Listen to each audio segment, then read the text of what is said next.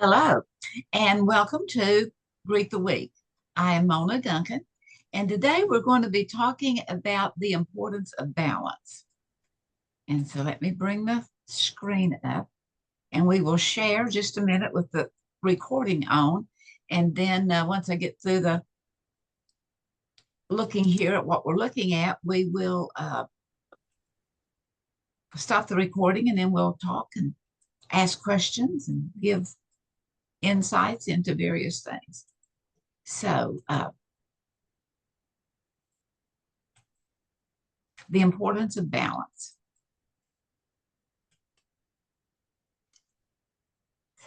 This is a series from the pleasure about the pleasure pain syndrome, and today is the fourth little talk, and then there'll be four more in July. And so we're looking at the importance of balance.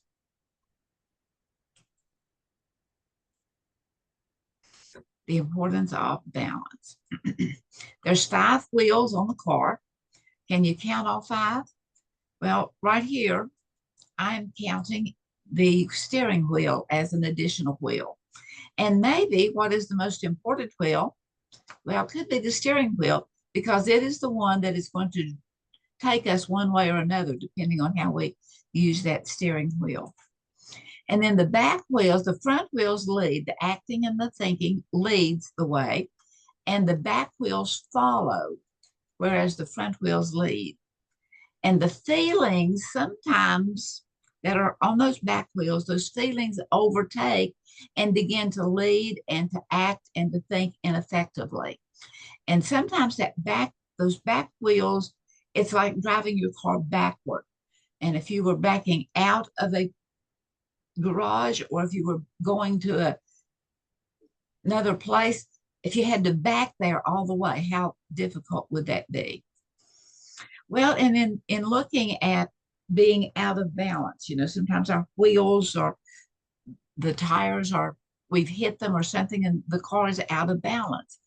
Well, it has a tendency to pull to the left or to the right. Now, with us personally, sometimes we go to the left or to the right, but sometimes it's not always. I mean, if a car is out of balance or out of alignment, it's going to be out of alignment until it's corrected. And it also can give a rough ride and it wears out, our car wears out prematurely. And the same thing happens with us physically. But whenever we are in balance, whenever we are in alignment, we can face and flow because we're going forward rather than pulling behind. It is an equalizing of power, and we can give appropriate trade-offs of yes or no or maybe. So, in looking at being in shape physically, and here's the little, which way are we physically ill or are we physically healthy? If we're out of shape, there's a lot of things we can do. We can be more active. We can reduce the caloric intake.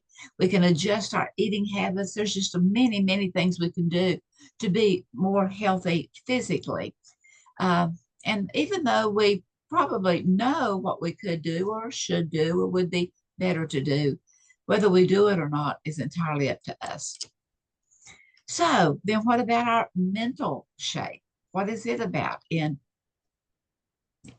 is it mental health or toward mental illness?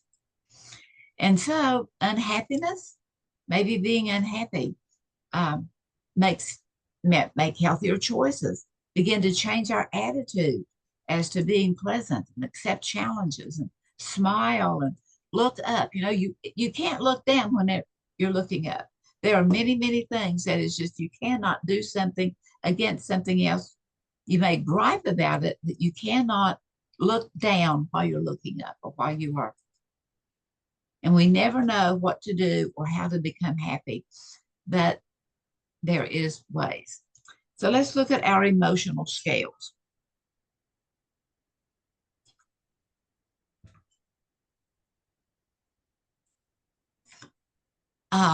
The scales weigh. We have within our being, we have right kind of here in the forehead, so I like to look at it and think about it, is that we have these scales and they go back and forth. One indicates what we have, and one indicates what we don't have, and therefore we want it. And so the scales there weigh that for us and helps us to see it. The haves equate with fulfillment. Whenever I have, over here on the where this one is, where the have is, whenever I have it, then it has a tendency to be, yeah, toward happiness and toward mental health and toward physical health. But when our what I want is not there and it's more empty, it has a tendency to equate with unfulfillment and goes with this unhappiness or anger or frustration. But as we learn to be mature in our balance, it becomes more ideal. Our emotions can be tamed, they can be disciplined, and it's up to us. And it's an internal thing. We have been given a free will, and it's whether we choose to or choose not to. And our emotions can be creative. And then I love this quote from Dr. Martin Luther King. He said, we're talking about what we want and what we have, and sometimes what we want, we don't want, or what we have, we don't want. And so then that's a double whammy of being unhappy or being disgusted or frustrated or whatever. And Martin Luther King says, accept finite disappointments. Never lose infinite hope. Realize that there's always something better in life. So, in looking at life and times, we kind of look at some stressors, time makers, time takers, and time wasters. So, in looking at the time stressors, a crisis comes up or a problem arises, and you have to just stop everything, to put the fire out or to see what's going on. And it just seems so urgent, whether, the way you receive the message. And it just kind of screams at you and it begins to work on you, to making more frustration and less health and less mental capacities. Well, there are many things in our life that are time takers, and it's necessary, something important to do, like maybe studying or maybe writing an essay, or maybe, there's something, or taking care of your banking accounts and so forth. And so it's necessary, they're really important, but they do take time. It takes time. And there's some routines, we get in these routines and sometimes we don't want to do them again.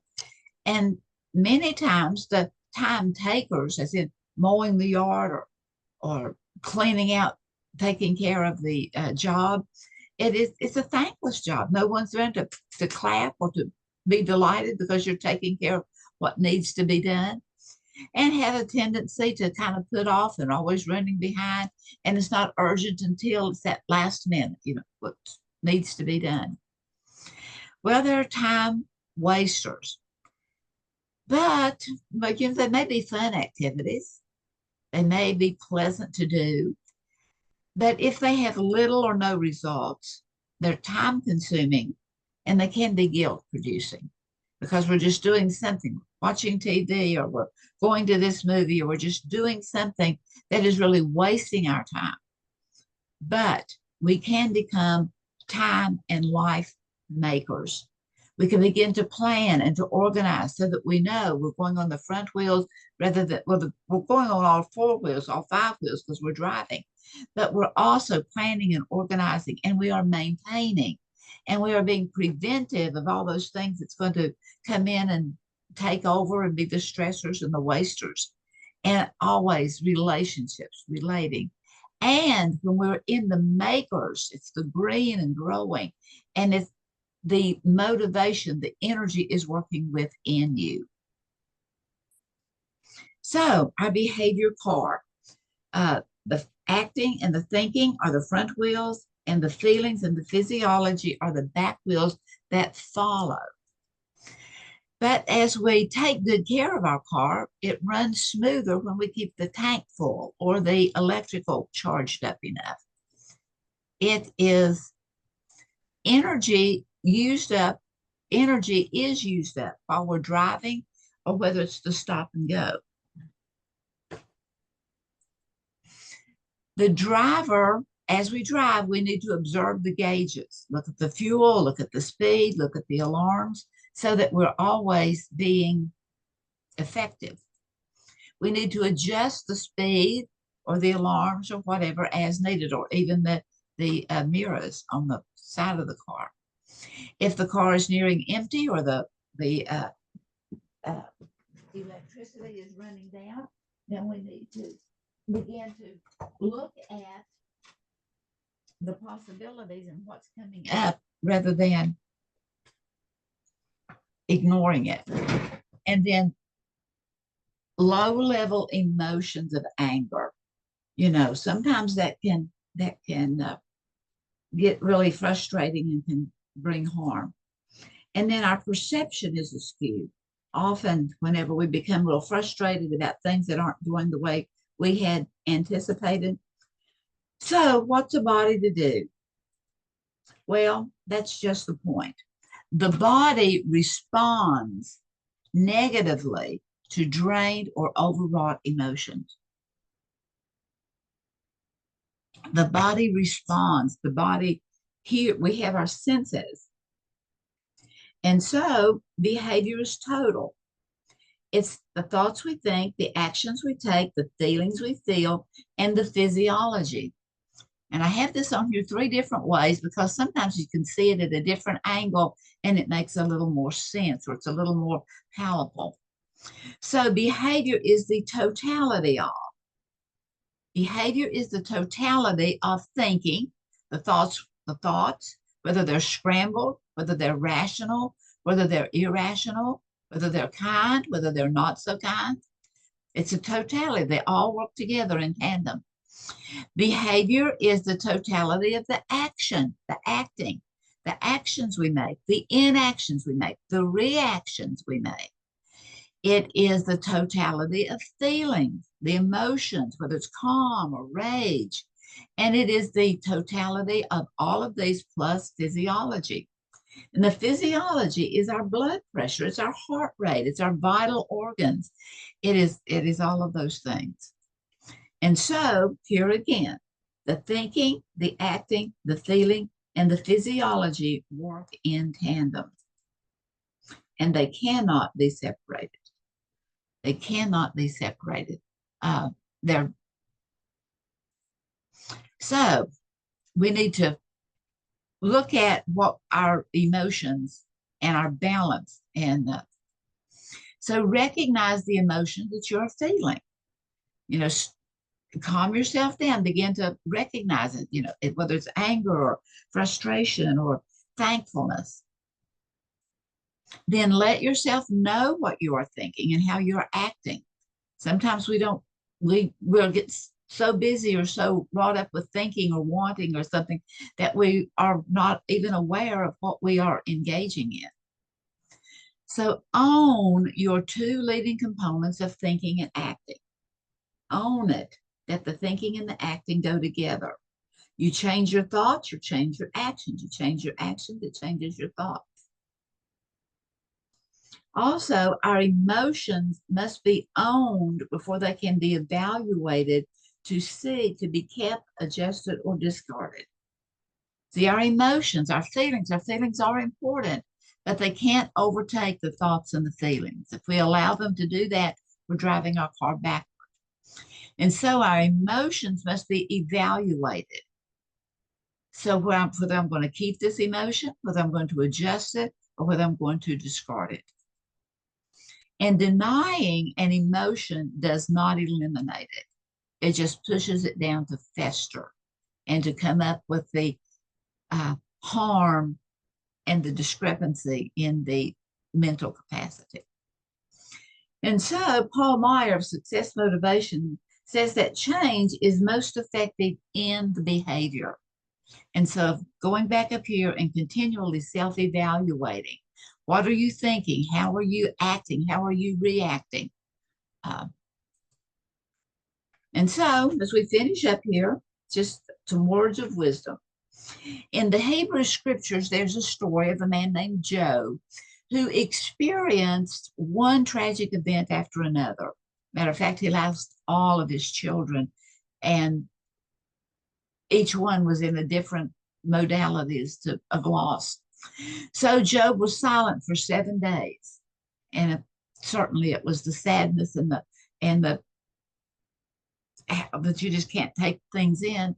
And then he rants and he raves and he begins to come to grips with, and I am quoting Richard Rohr, with Job and the mystery of suffering. And Job is silent for 7 days, and he rants and raves, and then he comes to grips with the mystery of life in his head, his heart, and his gut. He understands holistically. Therefore, his experience of grief becomes both whole and holy. And so, think you can do it? Well, I think you can. So thank you for being here for this first portion. And I'm going to stop the recording and then we will chat.